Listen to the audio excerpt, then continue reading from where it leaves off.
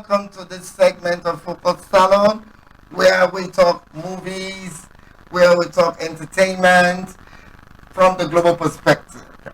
And here with me, and of course, the name of this segment is Livin N Lovin Salone.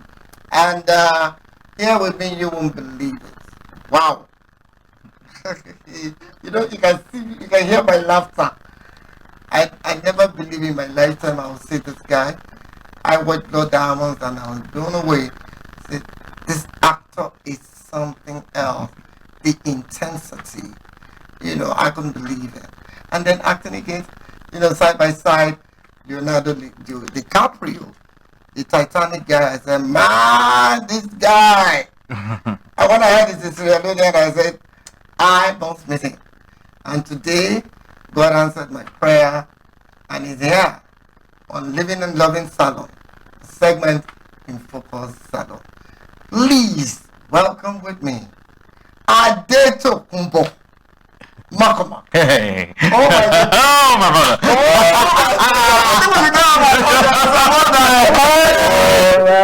Yeah, I'm so glad you're here. Yeah. I'm telling you, good to have you home. Thank you so much. It's good to be home. It's good to be home. Yeah, so wow.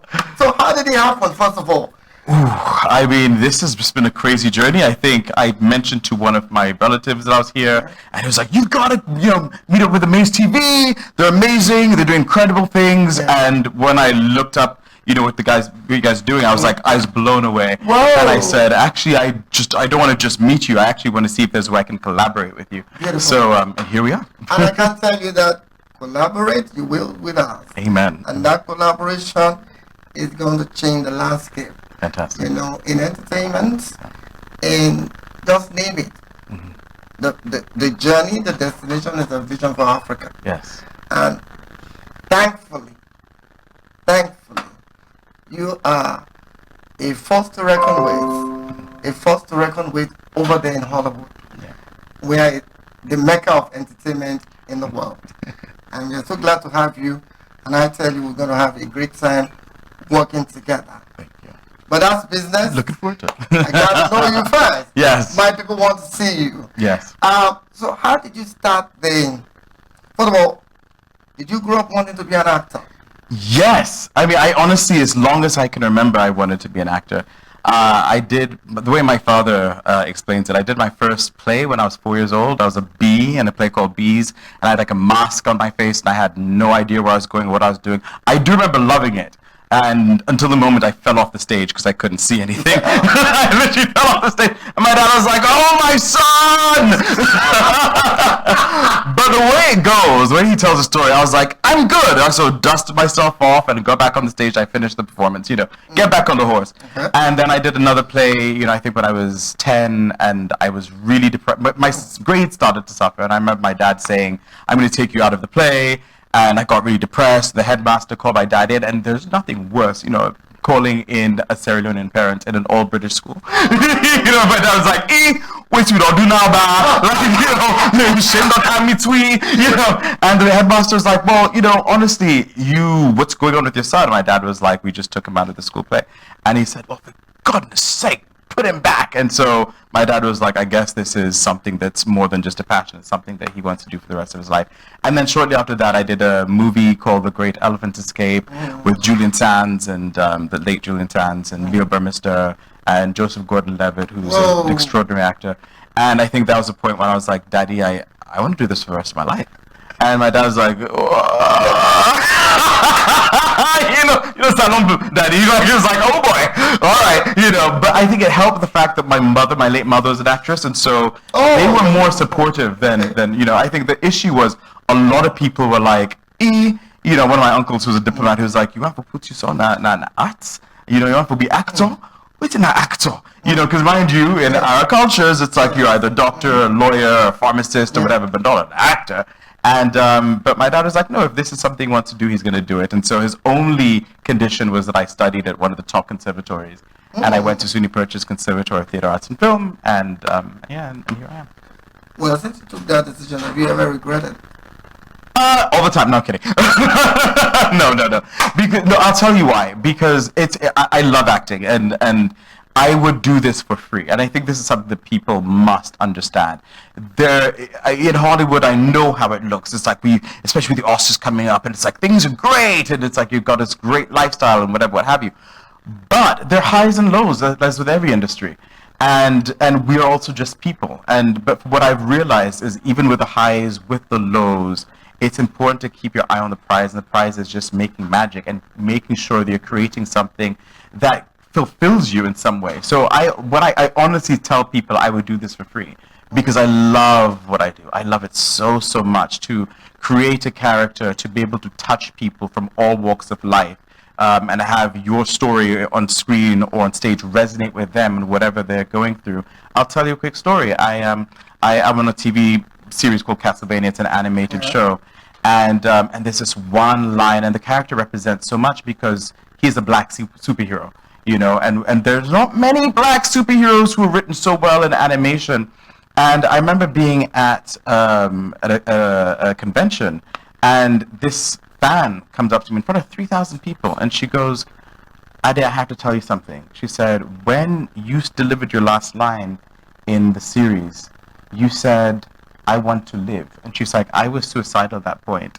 And when I heard I want to live, that gave me the courage to keep living. And so you realize that in what we do, we touch and we literally save lives. And for that, I'm just like, wow, it's incredible. Well, tell us when that moment that blew your mind, that movie that blew your mind that you took part in, and you say, wow, this is it for me. What movie was that? You know, that's a good question. So, I mean, maybe part of it when I was 12, when I did Great Heaven Escape, when I realized that it's possible to create or to, you know, do this and make a living off of it. But it was also, I think the moment, to be perfectly honest, was when I was on Lost, working with Adetokumboh M'Cormack, who is such a phenomenal actor and who sat me down. Adewale, yes. You know, and he always he was like, but your name is Adetokumboh. Are you Nigerian? I'm exactly. I'm fronting. But I was like, you know, so and we were able to also trace our ancestry back to Nigeria. So I am part Nigerian, I guess. Oh. Mm-hmm. Yes, that's it.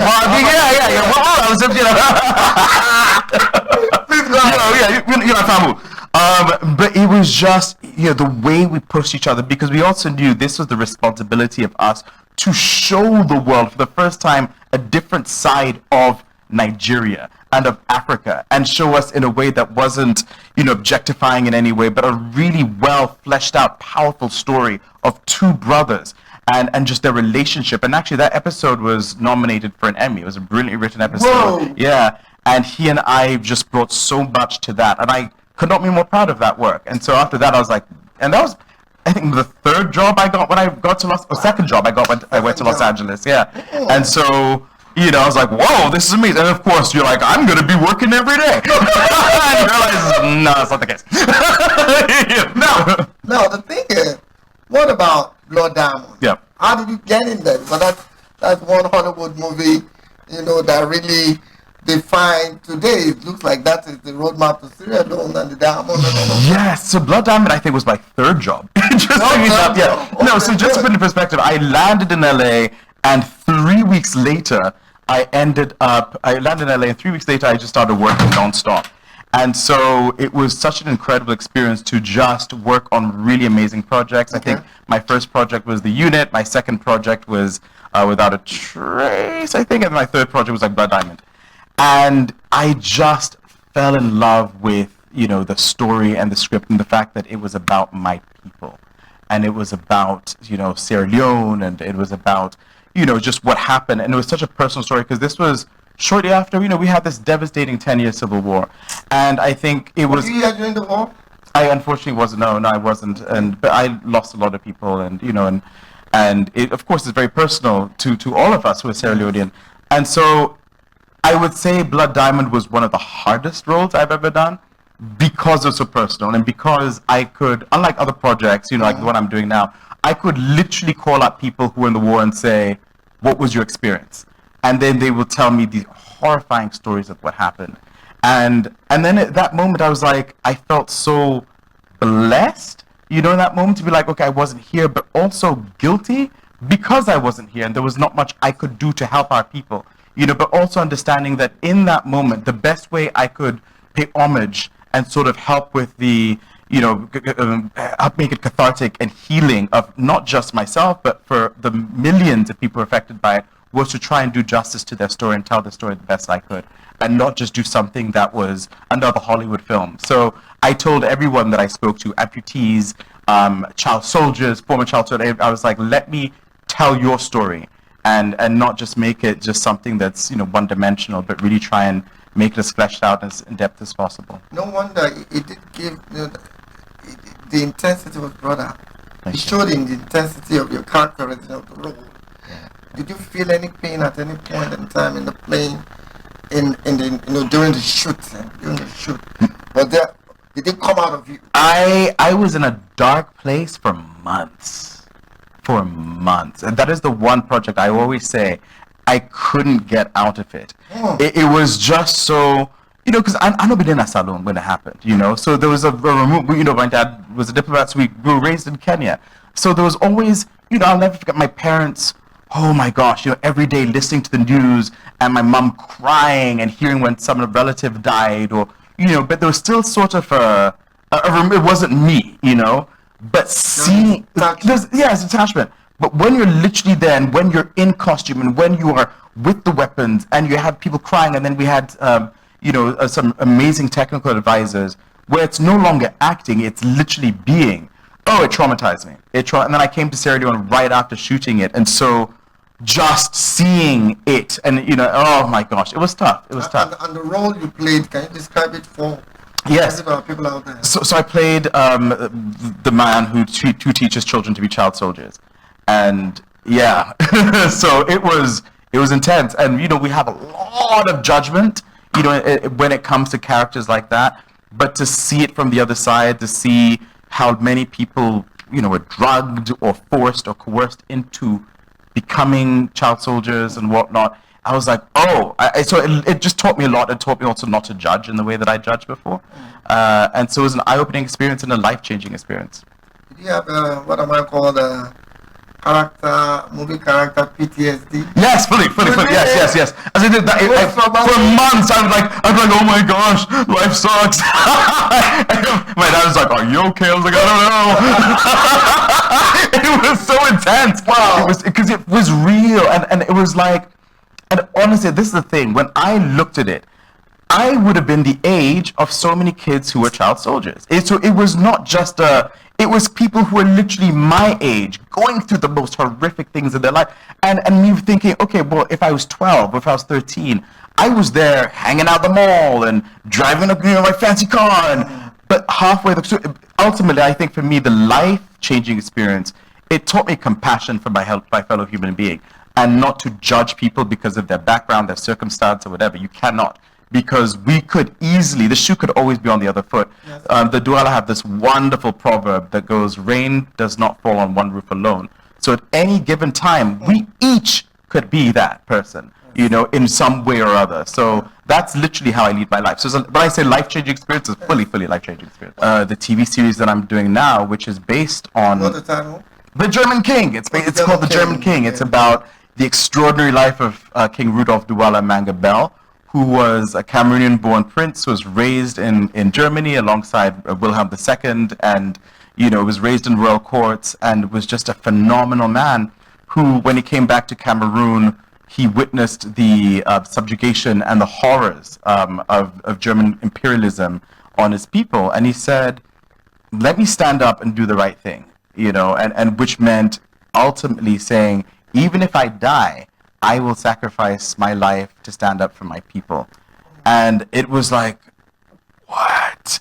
And I'm reading this man and the story of his life and trying to understand why there wasn't more of his life in our history books. Because I'm like, this is the man who I would love to read. Because I was like, we had heroes? I don't know. You hear, yes, maybe Patrice Lumumba, you'll hear a bit about it, Thomas Mboya and a few other people. But reading about this man who was just so extraordinary, who literally helped bring down an empire in Cameroon and ultimately Africa, was just an incredible thing. And so I said, let's do a story about his life, and I did a short film that went to Cannes, won a bunch of awards, qualified for the Oscars, and it was just such a phenomenal experience doing it. And I remember when we won Best Short Film at the Independent Film Festival in Ohio, and this little white kid, now mind you, for me, I wrote this film for young Adetokumboh M'Cormack, who did not have like a black hero that I could look up to. Because mind you, listen, when we were younger, let's just be honest, we had Superman, we had Spider-Man, we had all these like white characters. They're all white. We didn't really have people who looked like us. And I said, you know what?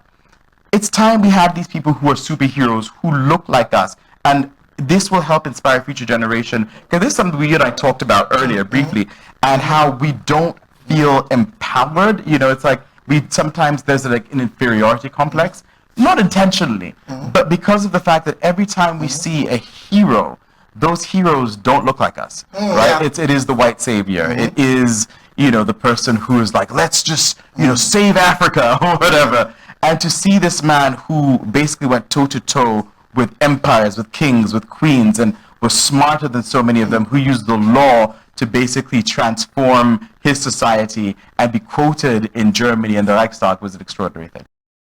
When the Germans arrived, they took me from my home. They tried to make me one of them. They made me eat their food, wear their clothes, become the perfect black prince. I had no friends but Wilhelm. He was a brother. But now our people suffer underneath his heel. He drove us from the Holy River. He made our people slaves. The German king will come for you. He will try to wash Africa from you. But always remember, you are a prince of Cameroon. For the first time ever, we're making an epic TV drama about Africa called The German King. I promise it's about Africa, just hear me out. The German King is a multi-season period political drama series centered around the true story of King Rudolf Douala Mangabell. He was an African prince taken from his homeland and raised by the German Kaiser as a brother to Wilhelm II, the guy who started World War I. But Rudolf's love for his German brother is tested when he witnesses firsthand the atrocities his brother's committing against the people of Cameroon. Now, to protect his people, Rudolf will have to betray Wilhelm, which is an act of treason punishable by death. This show will be full of political intrigue, betrayal, assassinations, epic battles, and true heroism. Rudolf lived and died for his people and helped inspire an entire continent to fight for its freedom. The German King is like if Black Panther and the Crown had a baby, and that baby had zero nudity. We need your help to bring the German King to life. Instead of going to Hollywood movie studios, we're coming to you. Monologue, marketing. Yes. Of it. It's quite dramatic. It's quite in itself is a show. Yeah. So, what was the outcome of this? So the outcome was extraordinary. So we actually did a big fundraiser. So basically we partnered up with Angel Studios. And so for those of you who don't know who or what Angel Studios is, they are the biggest fundraising platform in the world, I believe. So they're the ones who are behind The Chosen. The Chosen is the story about Christ's disciples, actually starred in one of the episodes. And then also they did Sound of Freedom, they did Cabrini, they did like a lot of top 5, top 8, top 10 blockbuster films and TV shows. And so we did a fundraiser, and what's surprising to me, because I was like, oh boy, this is a project about an African hero, saying, oh my God, is this going to be successful? And we raised so much, we raised over $1 million. We did. Yeah. Which was unreal. And so they were like, people kind of want to see this. And I was like, well, it shows that people want to see shows which are diverse and different. And it's not just about Wismandem or whatever. It's like they want to see diverse, interesting, complex storytelling. And storytelling about us. And more importantly, how our stories are not just African history, right? But in the case of German King, Rudolf Douala Mangabell fought against Germany. And he also talks about how, when you follow his story leading up to World War I, you see how they were having concentration camps in Togo, concentration camps in Cameroon, how 100,000 Naman people were killed in southwest Namibia, how 17 million people were killed in the Congo. And all of these are stories people don't tell, but also ultimately how you have a lot of heroes like Rudolph Douala Mangabell who brought these stories to light and who fought back against imperialism. So that's the importance of this story. And you cannot isolate these incidents. His story, his history is part of world history. Wow. One final question before we let you go. Okay. With all this experience and with all the skills and knowing both worlds, more of that world than ours, how much of that are you bringing here to develop the industry here? Well, that is fully my goal. So we've already started partnering up with various institutions all across Africa. In South Africa, in Kenya, where we're shooting part of the TV series, we've actually partnered up with an institution called Young Stars Africa. And so we've had over 10,000 children come through our school. We identify people who are disadvantaged. We actually started the program in Kawangware, which is one of the biggest slums in Kenya. And in fact, it started a few years ago when I went and I was trying to help them. And I tried to offer one of them money. And they were like, we don't want money. They're like, all we want is opportunity. And I had never seen anything like that before. I was like, oh, you sure? They're like, give us an opportunity. I was like, oh! And that was like, okay. So then we started creating workshops. We called people to donate cameras and time. I reached out to my award-winning team. I had them come on board and just donate their time and just gave them just free classes.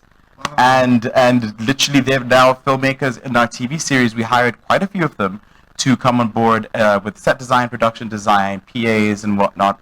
And let me tell you, after they went through my course, they are some of the best people who've worked with us. Better than people who went to conservatories, their work ethic, because they want this. They don't take it for granted. So we have them on payroll and they're doing extremely well. So because that was so successful, we approached Cameroon. We went to University of Yaoundé because now we're like, okay, how can we take it to also university institutions, University of Boya, and we've identified some talented individuals who've now also come on board the series. And I now want, you'll hear it from here first on Amaze TV, I want Sierra Leoneans to come on board the show and also create the same opportunities for you all. So. Well, on that note, I can assure you, as long as we're here in Amaze TV, Sierra Leone is with you. Amen. And we're going to be with you all the way. Thank you very much. And the outcome of this will be great, not just for Sierra Leone, but for the rest of Africa. Because you're an African shining star, making us proud globally. And so on that note, I have been with the one and only Adetokumboh M'Cormack. You know, M'Cormack, you know, M'Cormack, M'Cormack, either one, you know. M'Cormack, the Salone, you know, the Salone name. So. You know, for me, Adetokumboh, it's yours. I mean, you know, and of course, you've enjoyed him. Adetokumboh is a man so fired up. You can't but be fired up. You know, and yeah, for the full session, we've been doing Livin N Lovin Salone. Yeah. And of course, before we let you go, you're going to do it for us. You're going to look at the camera and tell them your name, who you are, and you go, I am Livin N Lovin Salone. Right. Which one? That one? That's is that one? Okay. Hi everybody, my name is Adetokumboh M'Cormack. I'm an actor and filmmaker from Los Angeles, California, although originally I'm from Sierra Leone, and I am living and loving Salone.